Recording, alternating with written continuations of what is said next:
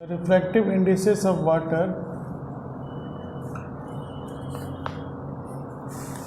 and glass with respect to air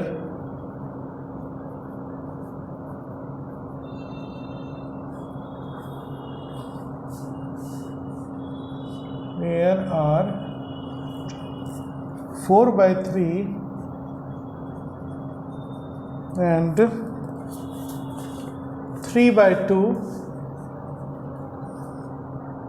respectively.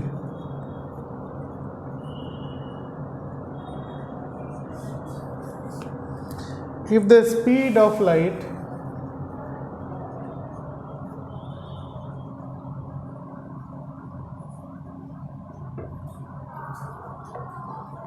in first air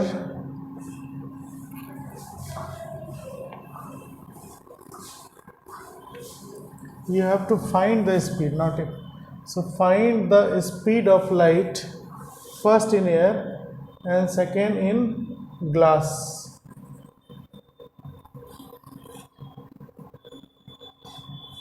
And third is water.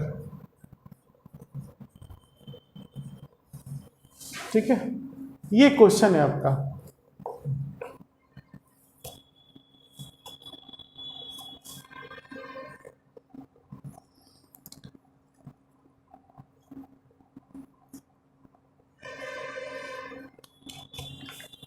देखिए यहां पर आपको क्या दिया हुआ है, रिफ्रैक्टिव इंडिसेस ऑफ वाटर और ग्लास दिया हुआ है विथ रिस्पेक्ट टू एयर. तो आपको मैंने क्या पढ़ाया था थ्योरी में, जैसे ये मैंने म्यू लिखा, म्यू का मतलब हो गया रिफ्रैक्टिव इंडेक्स. अब सबसे पहले किसकी वैल्यू दी हुई है, वाटर की. किसके रेस्पेक्ट में, एयर के रेस्पेक्ट में. तो मैं यहाँ क्या लिखूंगा, water with respect to air, और ये वैल्यू कितना है 4/3. फिर रिफ्रैक्टिव इंडेक्स ऑफ ग्लास है ना, दूसरा ग्लास है आपका, glass with respect to air, ये वैल्यू कितना दिया हुआ है 3/2. ये दो वैल्यू दी हुई है और आपको बताना है एयर में, ग्लास में, वाटर में स्पीड कितना होगा. तो आप ऐसे समझिए, रिफ्रैक्टिव इंडेक्स की डेफिनेशन क्या थी, म्यू की डेफिनेशन क्या थी आपकी, C/V. C क्या आपका velocity of light in air और वैक्यूम, और ये वैल्यू होती है 3 × 10⁸ मीटर पर सेकेंड. इसको तो मुझे स्टैंडर्ड फॉर्म में लेना ही पड़ेगा. तो ये जो हमें निकालना था इसका आंसर यही हो गया 3 × 10⁸ मीटर पर सेकेंड. ये स्टैंडर्ड वैल्यू होती है, इसको निकालने की ज़रूरत नहीं है. तो म्यू हो गया आपका C/V और C की वैल्यू होगी 3 × 10⁸ metre per second divide by V. अब आप ये देखिए कि यहाँ जिस मीडियम की वेलोसिटी होती है उसी मीडियम का ही रिफ्रैक्टिव इंडेक्स होगा. कहने का मतलब अगर मैं यहाँ पे म्यू को लिख दूँ जैसे ग्लास है ना, glass with respect to air, तो ये भी तो आपका यही होगा ना, C/V. ये हो गया ग्लास की स्पीड और ये हो गई आपकी एयर की स्पीड, है ना. ये मैंने इसी तरह इसको लिखा है, refractive index of glass with respect to air, और ये फॉर्मूला होता है म्यू इक्वल टू C/V. तो C की जगह आ गया speed of light in air divide by speed of light in glass. ये दोनों सेम मीडियम होता है, जो मैं बार बार कहता था आपको. अब आप ये देखिए, ये वैल्यू यहाँ डालो, कितना आ जाएगा 3/2, है ना. ये एयर की स्पीड आपको पता है 3 × 10⁸ metre per second divide by velocity in glass. तो अब अगर मैं सॉल्व करूंगा इसे तो क्या निकल के आएगा, velocity of light in glass is, ये 3 कैंसिल हो गया, 2 इधर मल्टीप्लाई हो गया, तो क्या बचा 2 × 10⁸ मीटर पर सेकेंड. तो सेकेंड का आंसर आपका हो गया 2 × 10⁸ मीटर पर सेकेंड. इसी तरह अगर मुझे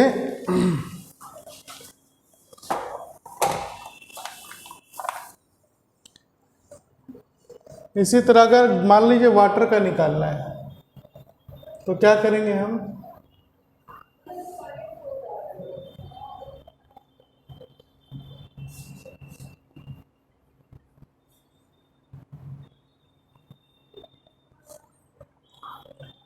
तो सेम फॉर्मूला फिर आप लगाएंगे। जैसे वाटर की स्पीड निकालने के लिए mu is equal to definition होती है C/V।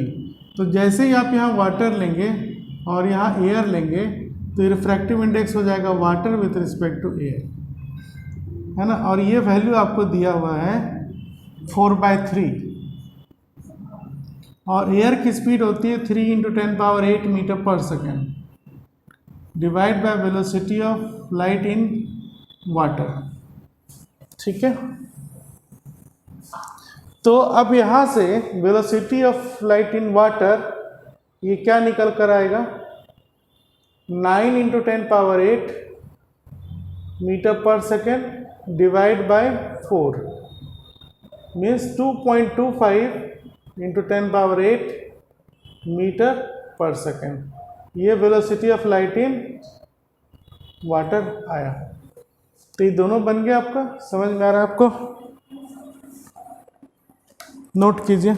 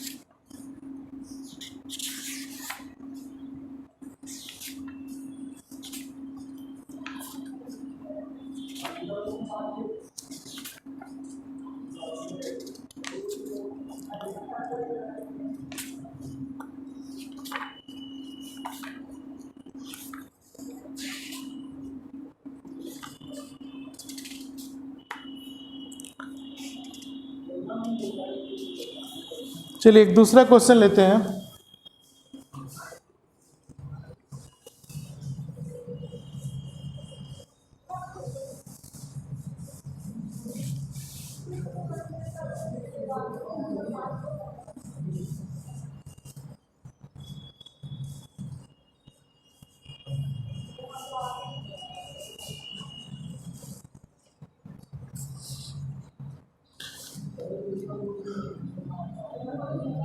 Power of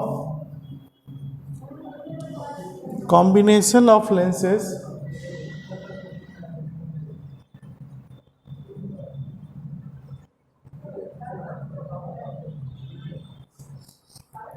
A and B is 5 diopter. If the focal length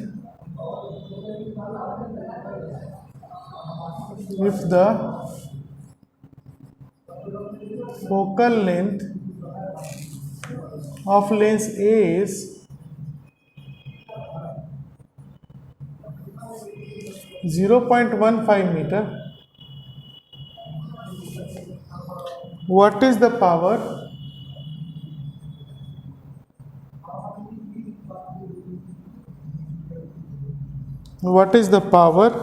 and focal length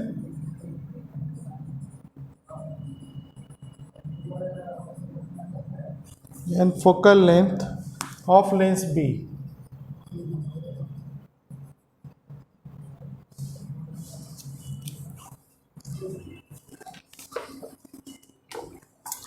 देखिए यहाँ पर क्या आपका लेंस का कॉम्बिनेशन है क्वेश्चन है। तो मैंने आपको बताया था कि लेंस के कॉम्बिनेशन का फॉर्मूला क्या यूज़ होता है। अगर दो लेंसेज एक दूसरे से जुड़े हुए हैं तो उनकी जो इक्विवेलेंट फोकल पावर होगी P is equal to P1 plus P2 होगा। ठीक है, चूंकि यहाँ पे कांटेक्ट में है। अब लेंस दो नाम याद दिए गए हैं, एक A है और एक B है, तो इस 1 को मैं A कर देता हूँ और 2 को B कर देता हूँ। अब आप ये देखिए, ये मुझे P निकालनी है। ठीक है, नहीं, क्या दिया हुआ आपको, power of combination of A and B is 5 dioptre, तो ये वाली P की वैल्यू आपने दिया हुआ है प्लस 5 डायोप्टर। फिर आपसे पूछा जा रहा है कि focal length of lens A is 0.15 metre, मतलब ए का फोकल लेंथ 0.15 मीटर है, तो मुझे बी का फोकल लेंथ बताना है कितना होगा। ठीक है, तो अब आप ये देखिए हम करेंगे क्या,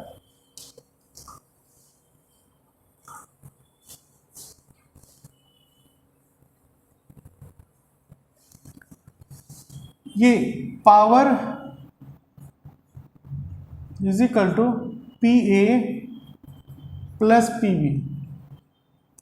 यहाँ पे मुझे 5 डायोप्टर दिया हुआ है, डायोप्टर है, पावर ऑफ ए ये हो जाएगा 1/f focal length of A plus 1 focal length of B.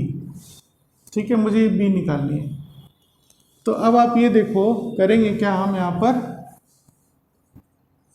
5 is equal to इसकी वैल्यू डालते हैं, कितना है ये 0.15 मीटर प्लस 1/FB, तो ये हो जाएगा 5 इजिकल टू 100/15 प्लस 1/FB। मुझे ये FB निकालनी है, तो FB कितनी आ जाएगी आपकी 1/FB, 5 माइनस 100/15, मतलब एलसीएम लेंगे तो ये आ जाएगा 75 माइनस 100, और ये वैल्यू जो है वो मीटर में होगी, मतलब -25/15, मतलब फोकल लेंथ ऑफ बी आ गया आपका -15/25, ये मीटर है ना। तो अब क्या करेंगे, सेंटीमीटर में बदल देते हैं इसे पहले, तो ये हो गया, या मीटर में ही रखते हैं, है ना, तो मीटर में रखेंगे तो मैं क्या कर दूंगा, इसे 4 से मल्टीप्लाई और 4 से डिवाइड कर दो, क्योंकि नीचे 100 हो जाएगा, तो ये मीटर ही रहा, कुछ चेंज नहीं हुआ। तो ऊपर हो गया आपका -60/100 मीटर, तो फोकल लेंथ ऑफ बी आ गया 0.6, एक जीरो चला गया, तो 6/10 मीन्स -0.6 मीटर, ये फोकल लेंथ हो गई। और सेंटीमीटर में अगर हम करेंगे तो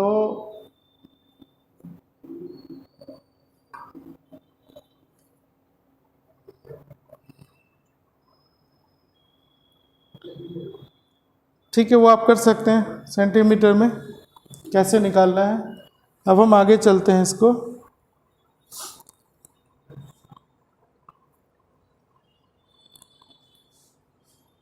ठीक है, नेक्स्ट क्वेश्चन।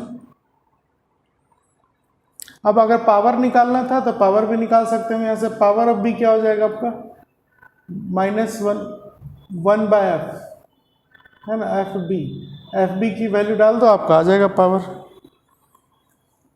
ठीक है, चलिए next question.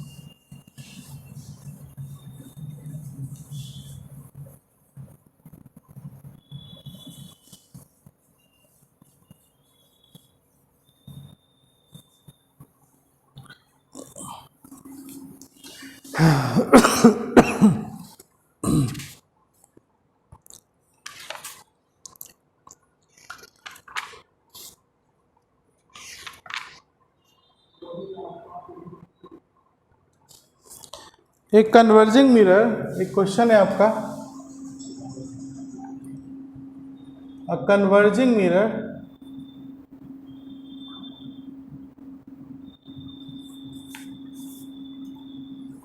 forms a real image forms a real image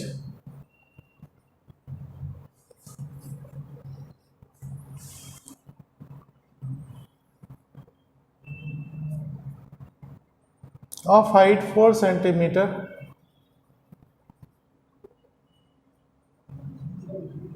of height 4 centimeter of an object of height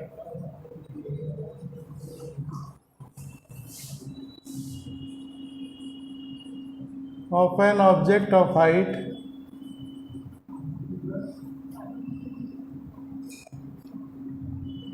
1 centimeter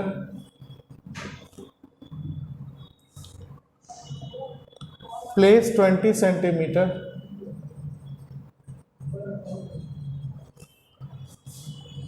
from the mirror.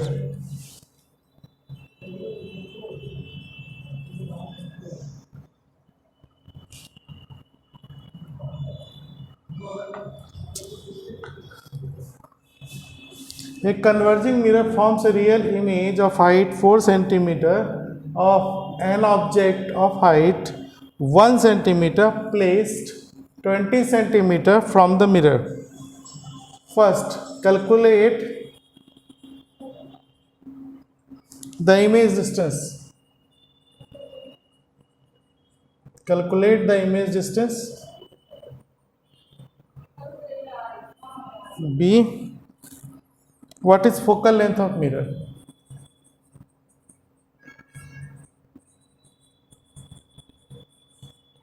Focal length of mirror. ठीक है.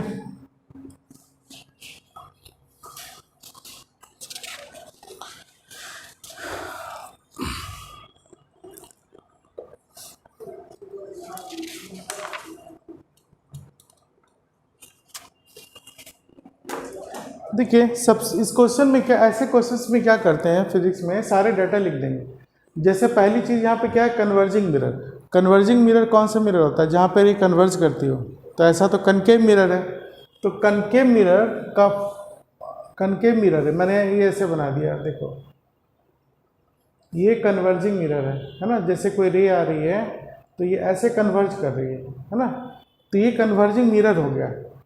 अब ये पोल है, तो जैसे ये पैरेलल रे इधर की, ये फोकस हो गया. तो ये सारे डिस्टेंस तो मुझे पोल से मेजर करने हैं ना. तो पोल से फोकस की तरफ जाएंगे तो फोकल लेंथ नेगेटिव होगा. ठीक है, ये सब चीज़ें ध्यान देनी है. तो अब कन्वर्जिंग मिरर है और ये रियल इमेज बना रहा है. रियल इमेज कहीं इस तरफ ही बन रहा होगा, क्योंकि रे कन्वर्ज करेगी तभी रियल इमेज बनेगा. अब आगे देखिए क्या दिया है आपको, real image of height 4 centimetre. तो ये रियल इमेज की हाइट है 4 सेंटीमीटर. तो इमेज अगर रियल बन रहा है, इसका मतलब होगा कि वो उल्टा ही बन रहा होगा कहीं पे, है ना. यही इमेज है. तो नीचे जो हाइट होती है उसको निगेटिव ली जाती है. तो एक टेक्निकली आप थ्योरी भी पढ़ चुके हैं, लेकिन फिर से बता देता हूँ. रे कन्वर्ज कर रही है तो इमेज रियल बनेगा और वो उल्टा होगा. ठीक है, इसलिए ये माइनस साइन आ गया, क्योंकि ये साइन कन्वेंशन है. प्रिंसिपल एक्सिस से नीचे जो हाइट होगी उसको नेगेटिव लेना है. फिर ऑब्जेक्ट ऑफ हाइट 1 सेंटीमीटर. मुझे ऑब्जेक्ट का हाइट 1 सेंटीमीटर दिया हुआ है. तो ऑब्जेक्ट तो है ना ऊपर ही रहता है, तो ये प्लस हो गया. Object of height 1 centimetre place 20 centimetre from the mirror. मतलब जो ऑब्जेक्ट डिस्टेंस है वो 20 सेंटीमीटर है मिरर से. तो ऑब्जेक्ट डिस्टेंस निगेटिव होगी, क्योंकि सारी डिस्टेंस तो हमें पोल से मेजर करना है. तो ये नेगेटिव हो गया. और कुछ आपको दिया हुआ नहीं है. मतलब एक इमेज हाइट है, ऑब्जेक्ट हाइट है और ऑब्जेक्ट डिस्टेंस है, और मुझे ये दो चीज़ें निकालनी है. ठीक, तो अब आप ये समझिए कि इसको बनाने के लिए हमें करना क्या पड़ेगा.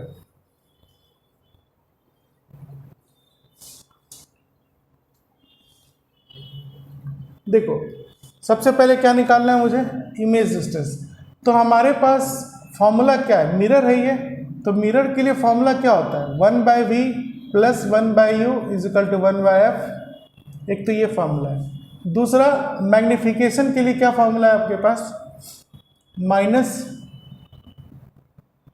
Height of image upon height of object is equal to minus V by U, ये फॉर्मूला होता है मिरर के लिए। तो मुझे ये फोकल लेंथ निकालनी है और इमेज डिस्टेंस निकालना है ना, दोनों। अब आप ये देखिए, अगर मैं पहले इस फॉर्मूले को यूज़ करूं तो नहीं निकाल पाएंगे, क्योंकि हमें ये ऑब्जेक्ट डिस्टेंस तो पता है, लेकिन v और f में कोई एक निकालने के लिए मुझे दूसरे की ज़रूरत पड़ेगी। तो उसके लिए हम मैग्नीफिकेशन का ये फॉर्मूला यूज़ करते हैं। अब इसमें दो पार्ट हैं, ये वाला ये यूज़ करो आप। तो हम क्या लिखेंगे, height of image upon height of object is equal to minus V by U. अब इसमें जब हम वैल्यू डालेंगे तो फिर से साइन कन्वेंशन डाल देंगे। तो हाइट ऑफ इमेज कितना है आपका, -4 सेंटीमीटर। हाइट ऑफ ऑब्जेक्ट कितना है, +1 सेंटीमीटर। माइनस v निकालना है और ऑब्जेक्ट डिस्टेंस आपका है -20 सेंटीमीटर। ठीक है, ये माइनस प्लस माइनस हो गया, सेंटीमीटर सेंटीमीटर कट गया, क्या बचा 4। ये माइनस माइनस प्लस हो गया, v बाई 20 सेंटीमीटर। तो इमेज डिस्टेंस निकला आपका, इसमें मल्टीप्लाई कर देंगे तो -80 सेंटीमीटर, जो सही भी है, इतना होना चाहिए। क्योंकि रे कन्वर्ज कर रही है तो इमेज डिस्टेंस भी निगेटिव होना चाहिए था, तो वो निगेटिव आया है ना, ये सही है। अब हम क्या करेंगे, फोकल लेंथ निकाल लेंगे। तो मिरर फॉर्मूला यूज करो, 1/v + 1/u is equal to 1/f। तो अब v का क्या हो गया आपका वैल्यू, -80 अभी निकला है, + 1/u -20 दिया हुआ है, और आपको फोकल लेंथ निकालना है। आपको पता है मिरर कन्वर्जिंग है तो ये फोकल लेंथ निगेटिव आएगी, है ना। तो ये हो गया आपका -1/80 -1/20 इज इक्वल टू 1/f। ठीक है, अब मैं अगर इससे -1/20 कॉमन ले लूं तो क्या बचेगा, है ना। पहले 80 है तो 1/4, फिर +1, है ना। अब इसको मल्टीप्लाई करोगे तो यही आ जाएगा, इज इक्वल टू 1/f। तो 1/f इज इक्वल टू -1/20, इसमें एलसीएम लेंगे तो 5/4 -5/80, है ना। तो फोकल लेंथ आपका निकल के आ गया -16 सेंटीमीटर। यही आंसर है। नेक्स्ट क्वेश्चन है आपका लाइट में, the refractive index of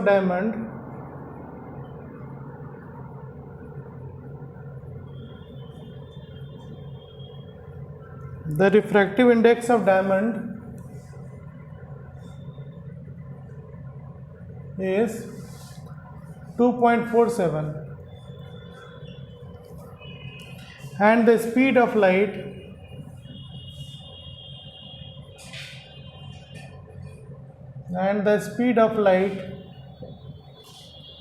in air is 3 × 10⁸ meter per second. Calculate speed of light in diamond.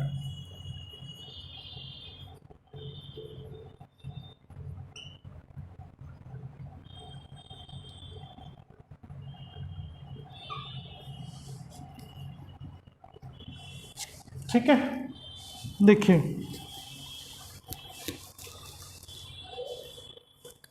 Diamond का रिफ्रैक्टिव इंडेक्स है 2.47। तो पहले लाइन से मैंने क्या लिख दिया, रिफ्रैक्टिव इंडेक्स ऑफ डायमंड। तो ये जो वैल्यू है 2.47 किसके रिस्पेक्ट में दी हुई है, अगर कुछ भी क्वेश्चन में गिवन नहीं हुआ तो वो एयर के रिस्पेक्ट में दिया हुआ है। ठीक है, और speed of light in air मतलब c, ये आपको 3 × 10⁸ मीटर पर सेकेंड गिवन है। अब आपको क्या निकालना है, speed of light in diamond.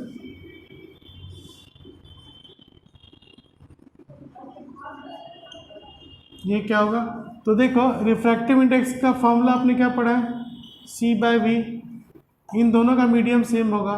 अगर ये डायमंड है तो ये भी डायमंड होगा, और अगर यहाँ एयर है तो यहाँ भी एयर होगा। अब आप फॉर्मूला डाल दीजिए, सारे वैल्यू हैं आपके पास। ये हो गया 2.47 3 × 10⁸ मीटर पर सेकेंड और divide by velocity of diamond, है ना। तो सॉल्व करेंगे तो क्या आएगा,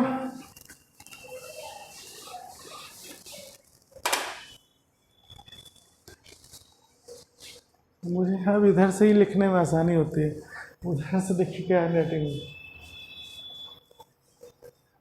Therefore, velocity of light in diamond,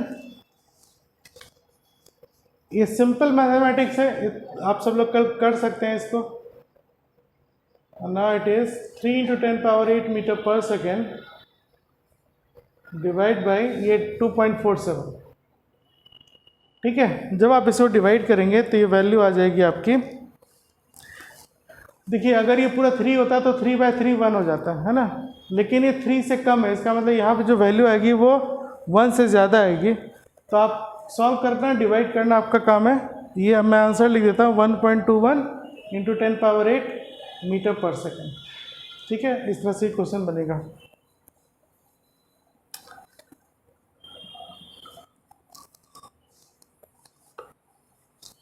अब और नेक्स्ट क्वेश्चन पे चलते हैं। ठीक है,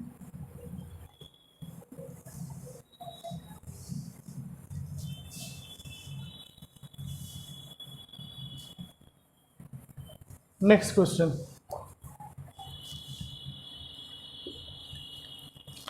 an object of height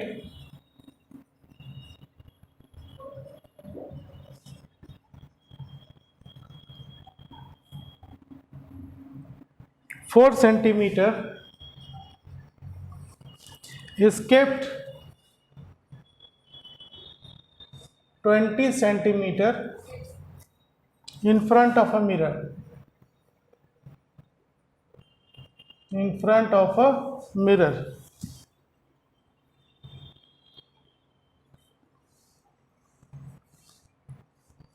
which form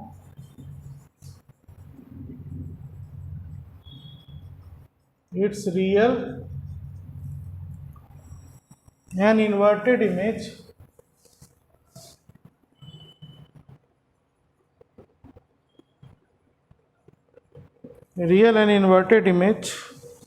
of same size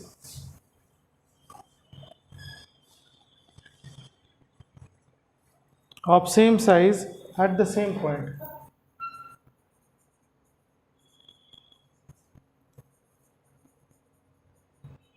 At the same point, identify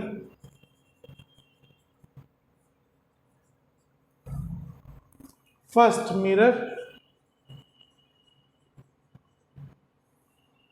second focal length of mirror,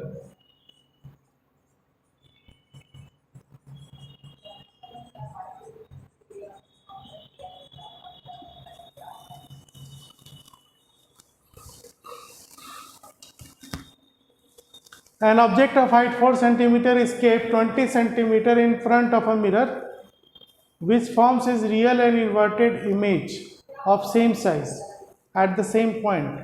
Identify mirror। कहने का मतलब हो गया कि एक मिरर है ना, और पहली बात है कि वो मिरर जो है रियल और इन्वर्टेड इमेज बना रहा है।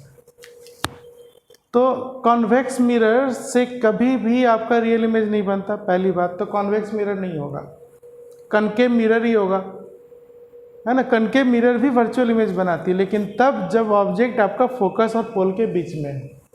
तो मैंने मिरर को आइडेंटिफाई कर लिया इसी वर्ड से, यहाँ जो लिखा हुआ था ना रियल एंड इन्वर्टेड, इसी से मैं पता चल गया कि मिरर जो है वो कनकेव मिरर है, और कनकेव मिरर को हम लोग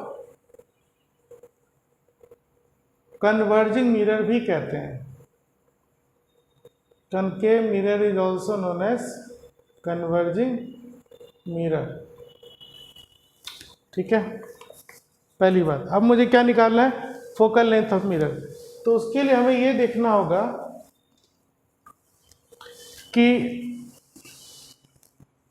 फोकल लेंथ निकालने के लिए हमारे पास डेटा क्या क्या दिया हुआ है। तो पहले देखिए, हाइट ऑफ ऑब्जेक्ट है कितना? 4 centimetre. Is kept 20 centimetre in front of mirror, मतलब ऑब्जेक्ट डिस्टेंस जो हो गया वो -20 सेंटीमीटर है। कनकेव मिरर के सामने कहीं भी ऑब्जेक्ट होगा तो पोल से डिस्टेंस मेजर करेंगे तो माइनस ही होगा ना, क्योंकि हम इंसिडेंट रे के अपोजिट आ रहे हैं और सेम साइज का बन रहा है ना। तो अब यहां पर एक चीज देखिए, आप क्वेश्चन में ये दिया हुआ है कि रियल और इन्वर्टेड इमेज बना, सेम साइज का बना।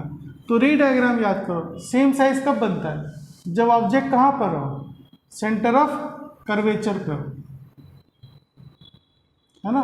तो जब ऑब्जेक्ट सेंटर ऑफ कर्वेचर पे होगा मिरर का, तभी आपका इमेज सेम साइज का होगा।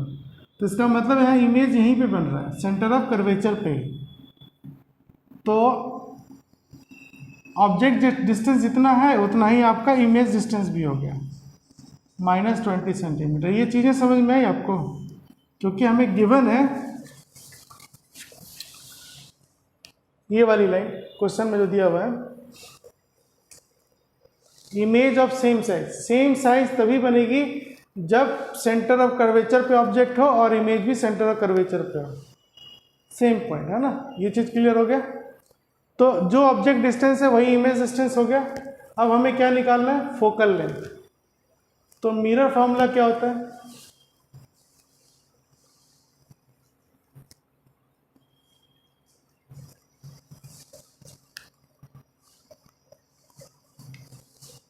One by V plus 1/u is equal to 1/f।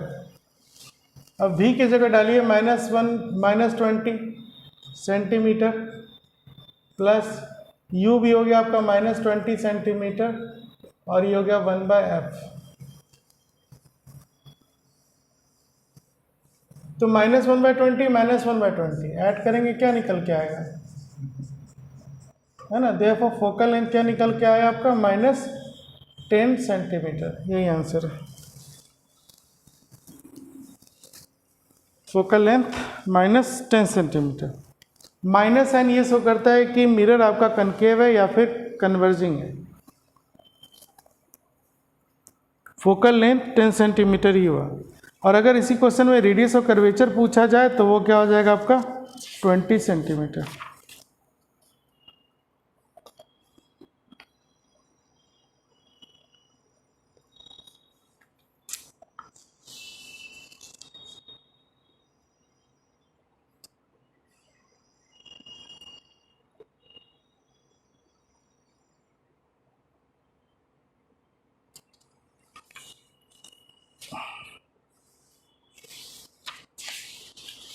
लगभग सारे पैटर्न के क्वेश्चन आपको करा दिए गए हैं, आप इसे रिवाइज कर लें और जो डाउट होगा वो आप पोस्ट कर देना, तो मैं यहाँ से सॉल्व कर दूँगा।